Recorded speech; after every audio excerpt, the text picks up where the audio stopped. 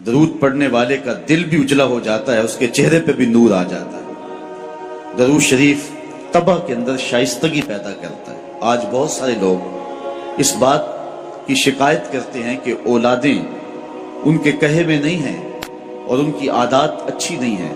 اگر آپ چاہتے ہیں کہ ان کی طبع میں شائستگی اور جمال پیدا ہو جائے اور ان کی عادات میں حسن اور نکھار آ جائے تو ان کو درود کی تسبیح دو۔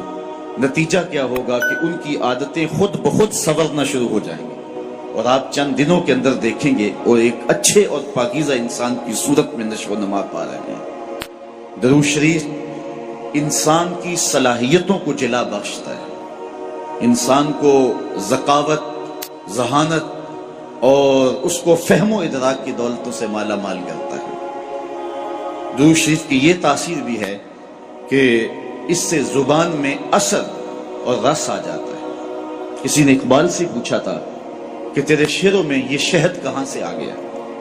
جو سخنور ہیں وہ جانتے ہیں کہ غالب کو اقبال سے بڑا شاعر سمجھا گیا ہے، جو حسن اور جو معاملہ بندی تغزل میں اور تراکیب کے استعمال میں جو حسن وہاں پایا جاتا ہے وہ اسی کا جو ہے وہ خاصہ ہے، لیکن جو عزت، جو تکریم اور جو شان اقبال کا مقسوم ہوئی وہ غالب کا مقدر نہ ہو سکی۔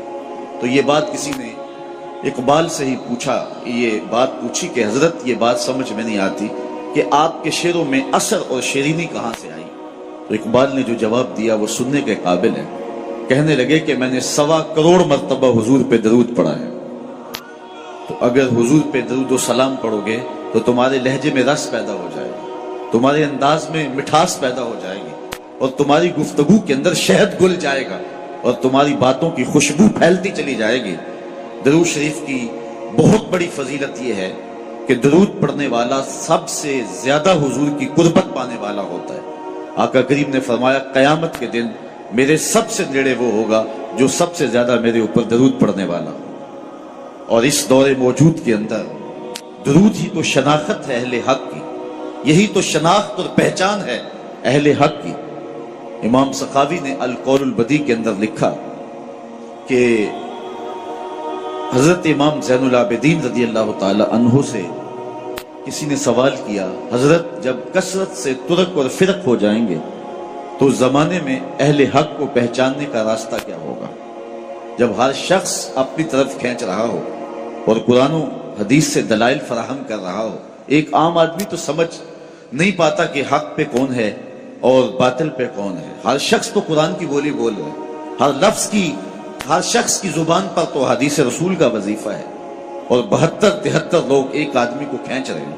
کبھی آپ نے لاری اڈے پہ دیکھا ہے جو کنڈکٹر حال کرتے ہیں سواری کا، ایک بچہ کھینچ کے لے گیا، دوسرا سامان کھینچ کے لے گیا، تیسرے نے خاتون کو بازو سے پکڑا ہے اور اپنی بس کی جانب کھینچ رہا ہے، تو بعض خواتین غصے میں آتی ہے اور کہتی ہیں ہم نے کہیں بھی نہیں جانا، حالانکہ جانا تو کہیں ہوتا ہے، لیکن اتنے لوگ اپنی جانب اس انداز سے بلا رہے ہوتے ہیں کہ سر چکرا جاتا ہے۔ اس طرح لوگ اپنی اپنی جانب دعوت دے رہے ہیں، آواز دے رہے ہیں، بلا رہے ہیں، مختلف ڈھنگ اور مختلف طریقے۔ اس نے مہربانی کی امام زین العابدین سے پوچھا، حضرت جب فرق اور ترک مختلف ہو جائیں گے تو حق کو پہچاننا کس طرح سے ہوگا؟ تو حضرت امام زین العابدین نے جو جواب دیا وہ بڑا خوبصورت تھا اور واضح لفظوں میں صریح جواب تھا۔ فرمانے لگے جو اہل السنہ ہوں گے وہ حق کی راہوں کے مسافر ہوں گے۔ سائل نے دوسرا سوال پوچھا، اگر بہت سارے لوگ اسی عنوان کے ساتھ موجود ہوں، اسی ٹائٹل کے ساتھ ہوں، تو ان میں سے پھر اصلی سنی کو پہچاننے کا طریقہ کیا ہے؟ تو سنو امام زین العابدین نے جواب کیا ملا، جواب کیا دیا، آپ کے سینے میں ٹھنڈ پڑ جائے گی اور یہاں آپ آئے ہیں تو آپ کو اپنے پہ ناز ہوگا۔ حضرت امام زین العابدین فرمانے لگے من علامات اہل سنہ کثرت الصلاۃ علی رسول اللہ صلی اللہ علیہ وسلم، اہل سنت کی علامتوں میں سے ایک نشانی یہ ہے کہ وہ کثرت کے ساتھ حضور پہ درود پڑھنے والے ہوں۔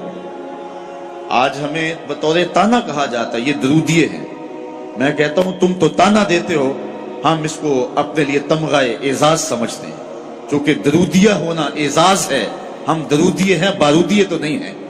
تو حضور علیہ السلام پر کثرت سے درود و سلام پڑھنا یہ حب رسول کو سینوں میں پیدا کرنے کا مؤثر ترین ذریعہ ہے۔ دوسری بات، اپنی نسل کو، اپنی اولاد کو، آنے والی نسل نو کو حضور علیہ السلام کے فضائل و مناقب اور حضور کی عظمتوں کے باب سکھاؤ، تاکہ ان کے سینوں کے اندر حضور علیہ السلام کا